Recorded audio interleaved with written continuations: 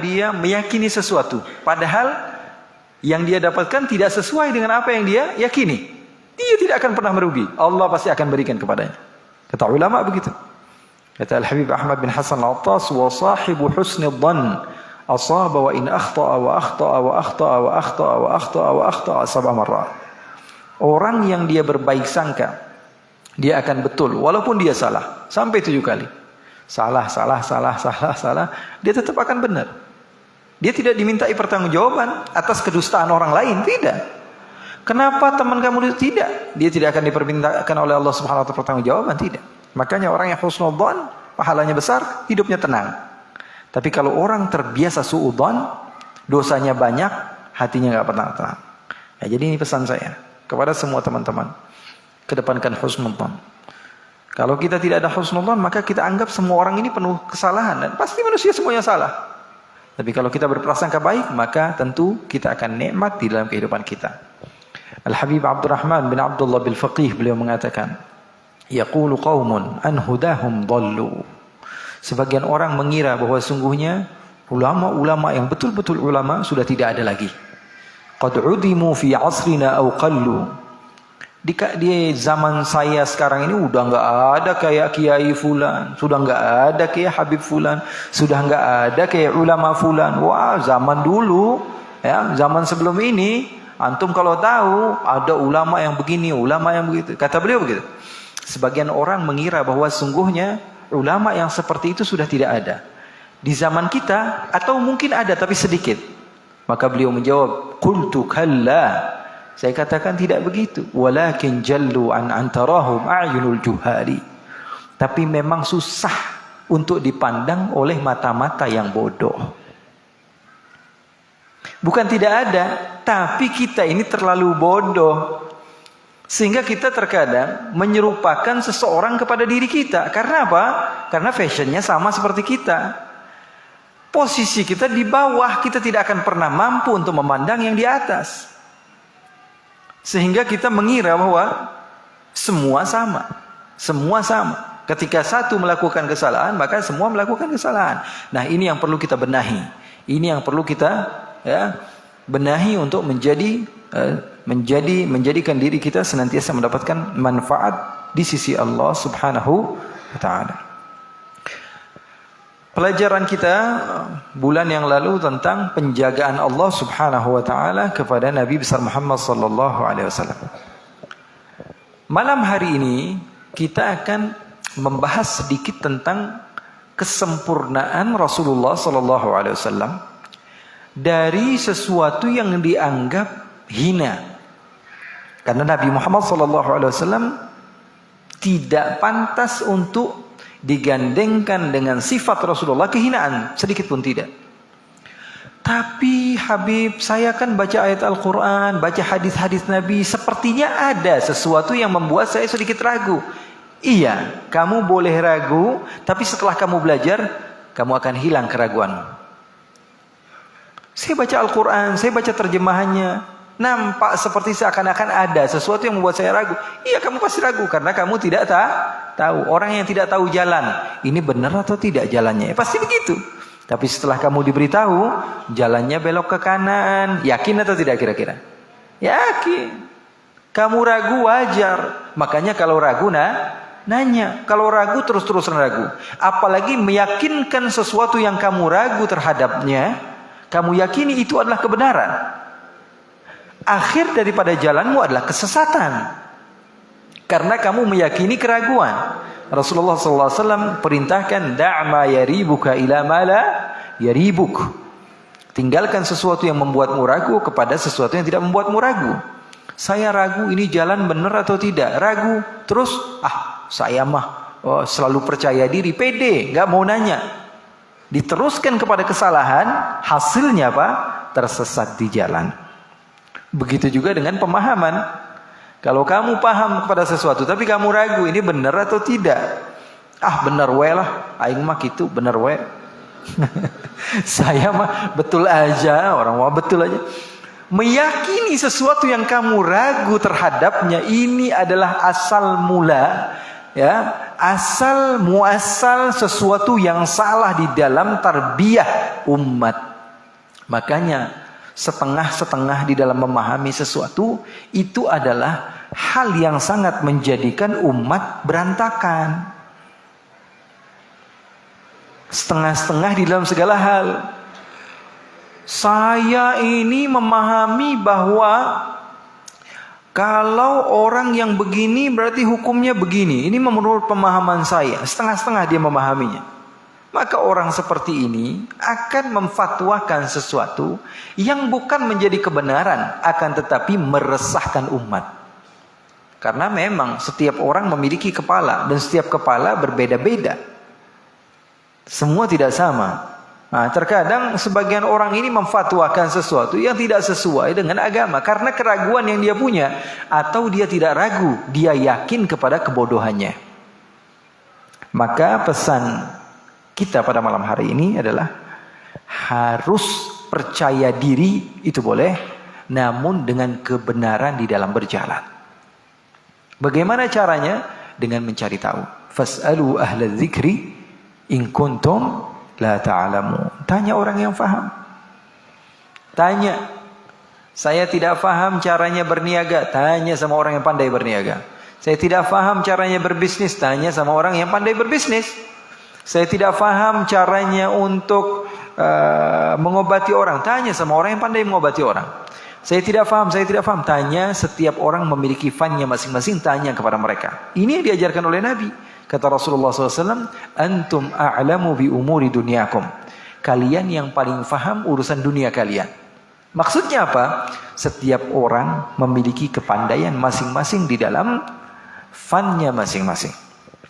Pada malam hari ini kita akan mempelajari ayat-ayat yang nampaknya sepertinya merendahkan, sepertinya bagi sebagian orang tidak paham, merendahkan para anbiya, para rasul. Contoh, saya contohkan yang banyak kita baca. Ada seorang nabi, dia berkata kepada Allah ketika dia diberikan putra. Apa yang dia katakan? Dia berkata ketika diberikan anak oleh Allah Subhanahu wa taala, qad balaghani al-kibaru wa imraati aqir. Ya Allah, kok bisa saya punya anak padahal saya sudah tua? Ada enggak nabi yang begitu? Istri saya kan mandul. Ada enggak ayat yang seperti itu? Qad balaghani al-kibaru wa imraati aqir. Nabi Ibrahim pernah, Nabi Zakaria pernah, ya. Mereka diberikan nabi, putra, Nabi Yahya. Sayyidah wa hasura, kata Allah. Saya berikan kamu kabar gembira bahwa kamu punya anak. Apa kata Nabi ini? Alhamdulillah, tidak. Nabi itu berkata apa? Ya Allah, bagaimana mungkin saya punya anak? Saya kan sudah tua. Istri saya kan mandul, nggak bisa punya anak. Sudah tidak haid lagi, usianya sudah tua. Kalimat yang seperti ini bagi orang yang tidak paham, dia akan mengira berarti, wah Nabi nggak yakin sama Allah. Kan mafhumnya begitu. Kalau orang bingung dengan sesuatu yang diberikan oleh Allah, berarti keimanannya perlu dipertanyakan. Kok Nabi ini bertanya-tanya kepada Allah Subhanahu wa taala yang ketika ingin melakukan sesuatu kun fayakun, bisa saja. Apakah nabi-nabi tersebut tidak faham? Betul atau tidak? Makanya kalau orang baca ayat, dia akan mendapati bahwa setiap mantuk ada mafhumnya. Dia kira seperti itu. Mantuknya adalah lafadznya berbunyi, Nabi ini bertanya-tanya tentang apa mungkin. Artinya apa? Berarti dia ini tidak faham. Berarti dia tidak kuat imannya kepada Allah Subhanahu wa taala. Berarti dia tidak yakin. Kalau orang yang ragu berarti yakin atau tidak? Tidak yakin. Nah, kata-kata ini harus kita bantah. Nah, malam ini kita belajar sesuai dengan Al-Quran, sesuai dengan sunnah Nabi Muhammad SAW. Oh, berarti maksudnya Nabi tersebut bukan tidak yakin. Nabi tersebut bukan tidak paham. Nabi tersebut tidak ragu dengan kekuasaan Allah. Namun apa yang mereka lakukan, itu kita akan pelajari pada malam hari ini. Kok bisa mereka berbicara seperti itu? Saya kasih bocoran. Di antaranya, para Nabi tersebut melakukan hal yang sedemikian rupa, bukan kehendak mereka. Akan tetapi, mereka ingin menunjukkan kepada kita manusia-manusia yang kurang keimanannya kepada Allah. Kalau terjadi sesuatu kepada kita sudah tua, istri kita mandul, atau nikah sudah 20 tahun, tapi nggak punya anak, tiba-tiba punya anak, itu bisa terjadi. Soalnya sudah pernah ada contoh Nabi yang seperti itu. Kalau saja Nabi tidak pernah melakukan hal yang seperti itu, kita mau nyontoh sama siapa? Kita mau yakin sama siapa? Kita mau doa sama siapa? Para anbiya diciptakan oleh Allah. Laqad kana lakum fi Rasulillahi uswah. Para nabi itu diciptakan oleh Allah Subhanahu wa taala sebagai tauladan, sebagai contoh di dalam semua hal. Saya sering ulang-ulang ini supaya kita faham. Ada beberapa ayat, contohnya ayat Al-Quran, Allah Subhanahu wa taala berfirman, abasa wa tawalla an ja'ahul a'ma. Nabi Muhammad bermuka masam katanya ketika didatangi oleh orang yang buta. Apakah yang dilakukan oleh Rasulullah itu kehendak dari Rasulullah? Tidak. Namun Rasulullah SAW melakukan hal yang sedemikian rupa supaya kita, kalau ada orang yang mulia datang, kita muliakan sebegitu rupa. Kalau orang yang hina datang, kita biasa-biasakan saja. Terkadang dia berbicara, kita tidak dengar. Wah, itu nggak boleh. Ada ayatnya dalam Al-Quran. Abasa wa tawalla an ja'ahul a'ma. Nggak boleh. Kita bisa nyontoh. Andai saja hal tersebut tidak dilakukan oleh Rasulullah, maka kita mau nyontoh sama siapa? Dan para nabi diutus oleh Allah sebagai contoh. Faham atau tidak? Faham atau tidak? Iya. Ayat Al-Quran mengatakan wa wajadaka dhallan fahada. Ayat Al-Quran yang mengatakan bahwa sesungguhnya engkau yatiman fa'awa. Ayat-ayat Al-Quran yang menceritakan bahwa Nabi Muhammad begini dan begitu begini. Itu bukan sepenuhnya hal yang dilakukan oleh Nabi. Namun Nabi Muhammad melakukannya hanya sebagai contoh kepada umat yang lain. Ini sering saya utarakan, namun ini cocok dengan pembahasan kita pada saat malam hari ini. Dan ini tolong disimpan. Jadi nggak sembarangan orang berkomentar tentang Rasul. Ada kok ayatnya dalam Al-Quran. Ayatnya memang ada, cuman kamunya tidak paham. Ayatnya memang ada, cuma kamu tidak paham yang dimaksud daripada ayat. Oleh karena itu betul kata Rasulullah, man fassara al-Qur'ana bi ra'yihi fa asaba faqad kafar. Orang yang dia mentafsirkan Al-Quran dengan pendapatnya kemudian betul, maka dia keluar dari jalur agama, kata Rasulullah. Dia kafir. Na'udzubillah min dzalik. Ini pengalaman saya. Saya mondok dan saya tamat dari pondok saya masih mondok, saya sudah ngajar tafsir di pondok. Ya, kemudian saya ngajar juga selama 2 tahun setengah di pondok saya di Sukabumi Darul Habib. Saya mengajar juga tafsir. Kemudian saya kuliah di Yaman, saya belajar tafsir. Sampai di Indonesia, saya bikin pondok, saya mau ngajar tafsir. Tapi pelajaran-pelajaran yang ada di pondok selalunya saya tanya sama guru saya di Yaman. Saya tanya sama beliau, ini beberapa pelajaran yang akan dipelajari santri-santri yang sudah lumayan besar. Kemudian saya tunjukkan di situ ada pelajaran tafsir. Kata guru saya, hapus mata pelajaran itu, karena itu terlalu berat.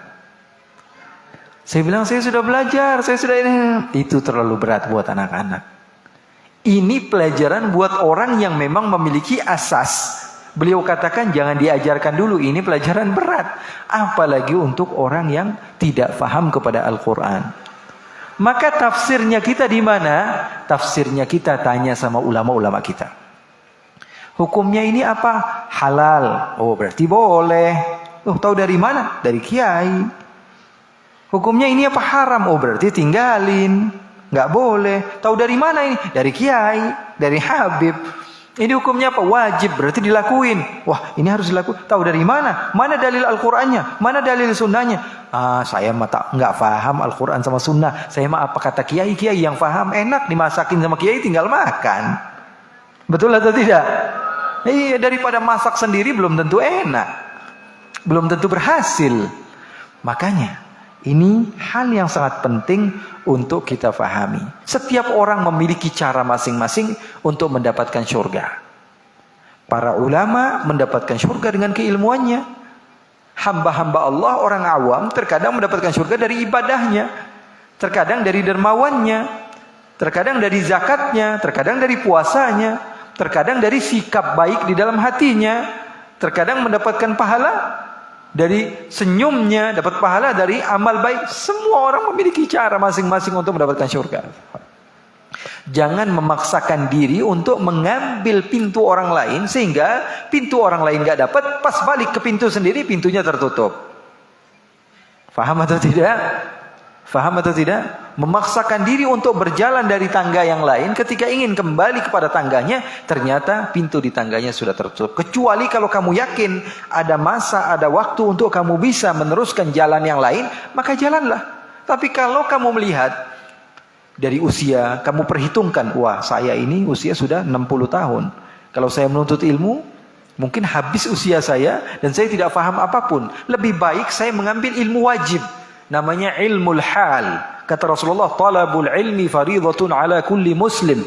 Menuntut ilmu itu wajib bagi setiap muslim. Wah, dia belajarnya apa?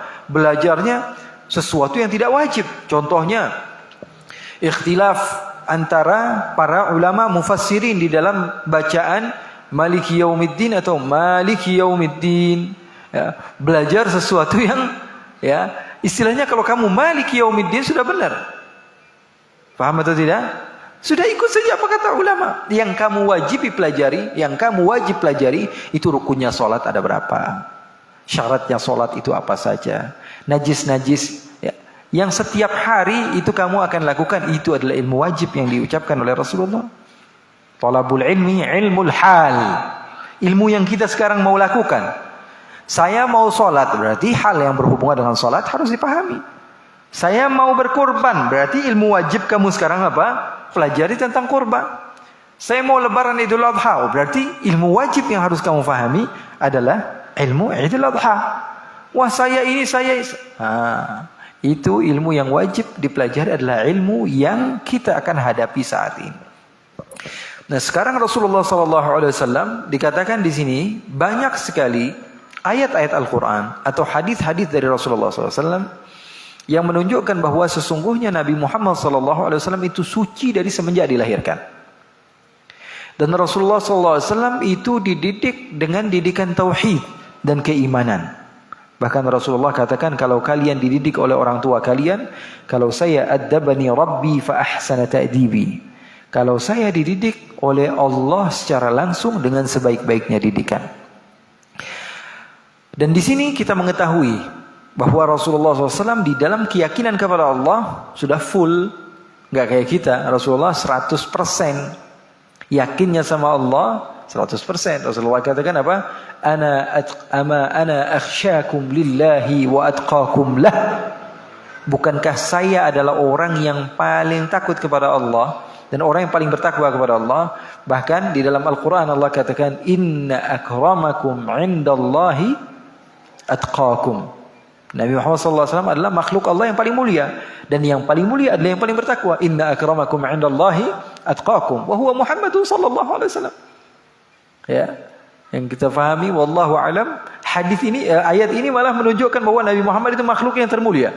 Inna akramakum indallahi Muhammadun. Liannahu huwa atqakum.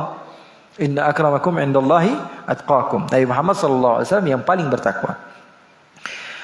Dari sini dikatakan bahwa tentu Nabi Muhammad SAW ma'rifah dengan Allah Subhanahu Wa Taala sudah di puncak, dan ketidaktahuan Nabi Muhammad kepada Allah itu sesuatu yang tidak mungkin. Apalagi ragu kepada Allah, kepada Rasulnya, itu tidak mungkin. Karena mereka ma'asum, ismatuhum kasairil malaikah wajibatun. Penjagaan mereka dari maksiat itu wajib. Wa fadhalul malaika, bahkan mereka lebih utama dibanding malaikat yang terjaga. Oleh karena itu mereka terjaga dari sesuatu yang membuat mereka jauh dari Allah. Nah, tapi ada beberapa ayat yang seakan-akan menunjukkan bahwa sepertinya mereka ragu. Contohnya ayat Al-Quran di sini.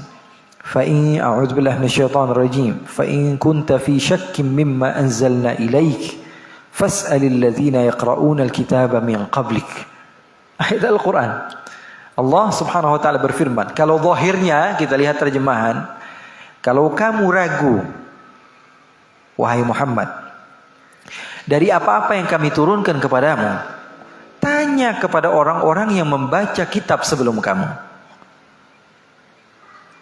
Berarti ayat ini menunjukkan, kata beliau Sayyid Muhammad bin Ali al-Maliki mengatakan, fahdhar thabbatakallah thabbatallahu qalbak. Hati-hati di dalam mentafsirkan ayat ini. An yakhtura bi balika ma dzakarahu fihi ba'dul mufassirin. Hati-hati. Kamu ikut-ikutan dengan orang-orang yang mentafsirkan hanya sesuai dengan zahir ayat saja. Sesuai apa yang mereka fahami dari terjemahan, translate bahasa, tanpa memiliki keilmuan. Orang-orang yang hobi mentafsirkan ayat Al-Quran tanpa faham ilmunya, supaya ikut-ikutan saja. Terlebih dia mengatakan, enggak usah belajar fiqih, ini langsung kita tafsir. Ya, kalau kamu tidak paham ayat Al-Quran dan cara memahaminya, ya mana mungkin kamu bisa mentafsirkan ayat Al-Quran. Orang yang boleh mentafsirkan Al-Quran yang tahu nas dan ta'wilnya Al-Quran. Apakah Makki atau Madani Al-Quran. Apakah ini mantuq dan mafhum Al-Quran. Apakah ini nas atau ta'wil Al-Quran. Ataukah ini muqaddam atau muakhir dalam Al-Quran. Apakah ini nasikh atau mansukh di dalam Al-Quran.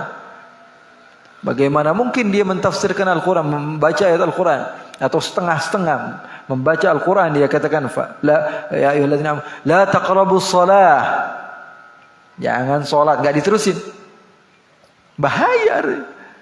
Ar-rijalu qawwamuna 'alan nisa, oh, ini sering banget ya. Ar-rijalu qawwamuna 'alan nisa, laki-laki itu memiliki keutamaan yang lebih dari perempuan. Dari mana? Kok sepotong-sepotong begitu baca ayat Al-Quran? Ada terusannya, ar-rijalu qawwamuna 'alan nisa bima faddallahu ba'dahum 'ala ba'd wa bima anfaqu min amwalihim. Kalau mereka itu nafkahnya sesuai, kalau mereka itu hak-haknya dilakukan, baru mereka memiliki nilai lebih dari perempuan. Sepotong-sepotong, dikit-dikit, wah ar-rijalu qawwamun. Sama seperti orang yang membaca ayat Al-Quran, la taqrabus shalah, jangan deketin salat, jangan salat. Padahal ada terusannya, wa antum sukara, kalau lagi mabok jangan deketin salat. Faham atau tidak? Faham atau tidak? Ya. Jadi kata beliau, jangan ikut-ikutan ini, mentafsirkan Al-Quran semaunya saja. Ya, kalau kita belajar fiqih, bilang wah ini langsung kita kembali kepada Al-Quran, itu bukan kembali kepada Al-Quran, tapi kembali kepada pemahaman si orang ini kepada Al-Quran yang dia fahami, dan belum tentu betul. Tapi kalau kita ikut kepada hukum fiqih yang sudah disepakati oleh semua ulama, jumhur ulama, ini lebih aman. Emangnya yang bilang ini suci, ini najis, ini sah, ini tidak sah, Al-Imam Syafi'i ngambilnya bukan dari Al-Quran, ngambilnya dari kitab Taurat? Enggak. Ini halal, ini haram, mereka semua mengambilnya dari Al-Quran. Tapi pemahaman mereka yang berasal daripada Al-Quran dan Sunnah Nabi besar Muhammad SAW. Kata Buya Sayyid Muhammad bin Ali al-Maliki, hati-hati ya dari sebagian orang yang mentafsirkan ayat tersebut, walaupun mereka mengira bahwa ini datangnya dari Ibn Abbas atau yang lain. Mereka katakan bahwa Nabi Muhammad sempat ragu. Enggak boleh begitu. Na'udzubillah min dzalik. Famithlu hadza la yajuzu alaihi jumlah. Secara keseluruhan hal yang seperti ini tidak boleh diyakini. Ingat, pulang dari majelis ini enggak boleh menisbatkan sesuatu kepada Nabi dari hal-hal yang dianggap hina kepada Nabi. Na'udzubillah min dzalik, karena itu iza kepada Nabi. Karena itu mengganggu Nabi. Kalau mengganggu Nabi berarti mengganggu Allah. Segala sesuatu. Tapi ini ada dalilnya. Ada dalilnya, cuma kamu enggak paham. Tanya sama yang paham. Ini jelas, Bib. Ada, Bib. Iya, cuman kamu salah memahaminya. Wah, ini jelas. Sekarang saya sebutkan sedikit contoh yang jelas sekali. Tapi sebagian orang memahaminya bukan dengan ayat ini, tapi dengan amal ulama. Allah berfirman dalam Al-Quran, فَإِذَا قَرَأْتَ الْقُرْآنَ فَاسْتَعِذْ بِاللَّهِ مِنَ الشَّيْطَانِ الرَّجِيمِ. فَإِذَا artinya ketika, qara'ta kamu selesai membaca. Qara'ta itu fi'il madhi. Artinya kamu sudah selesai. Kalau saya katakan jalastu berarti saya sudah duduk. Kalau saya katakan qumtu berarti saya sudah berdiri. Kalau saya katakan syaribtu berarti saya sudah minum. Kalau saya katakan nimtu berarti tidurnya sudah apa belum? Nimtu artinya saya sudah tidur. Berarti tidurnya sudah atau belum? Sudah. Qara'tu berarti saya sudah baca. Allah berfirman dalam Al-Quran, wa idza qara'tal Qur'ana, kalau kamu selesai membaca Al-Quran, fasta'id billahi minasyaitonir rajim, baru baca a'udzu billahi minasyaitonir rajim. Berarti baca a'udzu billahi minasyaitonir rajim sebelum baca Al-Quran atau sesudah baca Al-Quran? Kalau sesuai ayat ini, sebelum atau sesudah? Sudah. Tapi kenapa kita bacanya a'udzubillahi minasyaitonir rajim sebelum membaca ayat Al-Quran? Karena kita ikut kepada amal ulama. Nah, sekarang ada bukti bahwa amal ulama lebih kuat dibanding pemahaman si fulan yang tidak paham Al-Quran. Faham atau tidak? Itu contoh yang kecil sekali dari bab takdim dan takhir dalam ilmu Al-Quran. Bahwa sebagian orang mengira bahwa mereka ikut Al-Quran, tapi Al-Quran berlepas tangan dari orang-orang tersebut. Jadi ini pesan pertamanya, jangan ikuti orang-orang yang seperti itu. Bahkan Ibn Abbas mengatakan, lam yashukkin nabiyyu wa lam yas'al. Nabi Muhammad tidak syak sedikitpun. Nabi Muhammad SAW sama sekali tidak pernah ragu. Dan Nabi Muhammad tidak pernah bertanya. Bahkan di dalam hadis Isra, Nabi Muhammad disuruh bertanya kepada para anbiya. Kata Nabi Muhammad SAW, saya tidak mau bertanya kepada mereka. Nabi Muhammad tidak bertanya. Kenapa? Karena Nabi Muhammad adalah atqakum rajulan. Nabi Muhammad adalah makhluk yang paling bertakwa dan paling faham. Fahimtum? Jadi itu ya poin, insyaallah mudah-mudahan sampai kepada kita dan insyaallah manfaat kepada kita semua dan insyaallah kita bisa bawa pulang ke rumah. Ya, walaupun sedikit, yang paling terpenting adalah istiqamah dan terus-menerus kita jadikan ilmu tersebut bermanfaat. Sekarang kalau misalnya ada orang yang ngomong aneh tentang Nabi Muhammad, percaya atau tidak? Kalau ada orang yang berbicara tentang Nabi Muhammad, pembicaraan tentang sesuatu yang aneh, wah Nabi Muhammad kok begini, percaya atau tidak? Tidak. Karena apa yang dilakukan oleh Nabi, walaupun ada dalilnya, tidak sepenuhnya itu mahu untuk dilakukan oleh Nabi. Bahkan Nabi Muhammad di dalam hadis yang sering saya ceritakan, ketika Nabi Muhammad sholat duhur, dalam riwayat sholat asar 4 rakaat, Nabi Muhammad sholatnya hanya 2 rakaat. Sahabat bertanya, kamu lupa ya Rasulullah atau memang sholatnya diqasar? Apa jawaban Nabi? Sholatnya tidak diqasar dan saya tidak lupa. Tapi saya melakukannya karena saya diciptakan oleh Allah sebagai contoh. Faham atau tidak? Jadi walaupun ada bukti dalilnya dalam Al-Quran dan Sunnah Nabi, jangan berani-berani berbicara sesuatu yang buruk tentang Nabi Muhammad sallallahu alaihi wasallam. Mudah-mudahan manfaat dan barakah dan insyaallah Allah Subhanahu wa taala jadikan kita semua termasuk orang-orang yang terus-menerus bertambah ilmunya. Terima kasih banyak kepada Habib Muhammad, hadir juga bersama kita Habib Alawi, Ustaz Ahmad Talha LC. Ini satu murid Sayyidil Walid Habib Abdullah Muhammad Baharun, satu murid dari Al-Habib Umar bin Hafidh, satu murid daripada Al-Habib Abu Bakar Al-Masyhur. Masya Allah kumpul semua sama kita. Mudah-mudahan dengan berkah doa-doa dari guru-guru mereka kepada murid-murid mereka, dan insya Allah kita juga kecipratan. Ya, walaupun kita mungkin adalah makhluk yang penuh dengan kekurangan, mudah-mudahan Allah berikan keberkahan sebagaimana Allah berikan kepada guru-guru mereka. Wassallallahu wasallam wa baraka ala sayyidina Muhammadin walhamdulillahi rabbil. يا ربنا اعترفنا بأننا اقترفنا وأننا على لظى أشرفنا فتب علينا توبة تغسل لكل حوبة استر لنا العورات وآمن الروعات واغفر لوالدينا ربي ومولودينا إخواني وسائر الخلان وكل ذي محبة أو صحبة والمسلمين أجمع